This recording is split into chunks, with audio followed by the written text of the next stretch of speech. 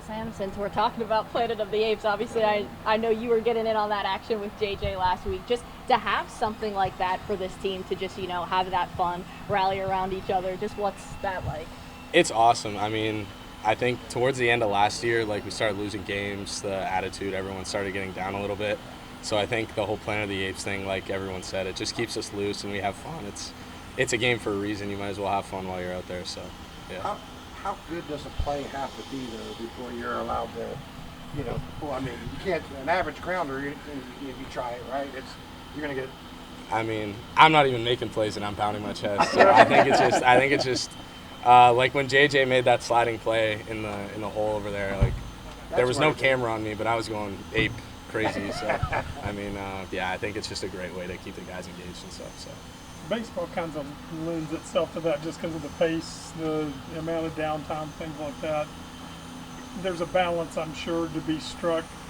Has that ever been a problem for this team, or do you feel like you've kept it in perspective, when to have fun, but when to really lock in? I think it's tough to say. I mean, like definitely, I remember after we lost to Marshall, that bus was dead silent. I mean, that's kind of a time where you should probably just sit with your own thoughts and look yourself in the mirror a little bit. But I mean, like that Cincinnati weekend when we got off to a slow start on Sunday, just dead quiet, like no energy. Like that's a time for sure. Like even though you're out of the game, not out of the game, but even though you're down, like it's still a time where you need to keep energy up and keep the pace up, keep everything, keep the vibes up is what we like to say. But yeah, I think there's a time definitely where you need to kind of keep to yourself and learn. But when you're playing a game, it's a game for a reason. You're supposed to have fun no matter what the score is. And it feels like this team would not have achieved nearly as much as it has without that. Yeah, honestly, I mean, we started playing our best baseball a week ago, and the Ape Noises started about a week and a half ago. So, yeah. Along those lines, Sam, you guys had some good offense going in Tucson. What have you seen from the North Carolina pitchers, and how can you keep that going this weekend? The only pitcher I saw was the left-hander that closed against LSU on Monday.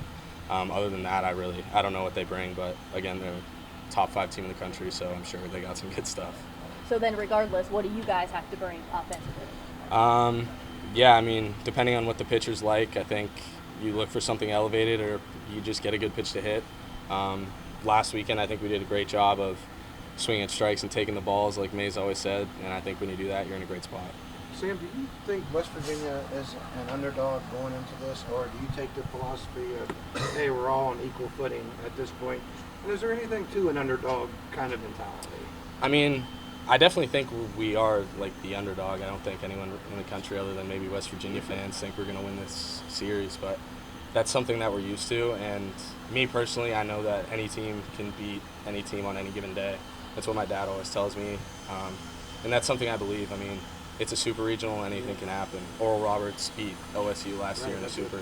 Omaha, So, yeah, they went to Omaha. I think anything can happen. It's baseball.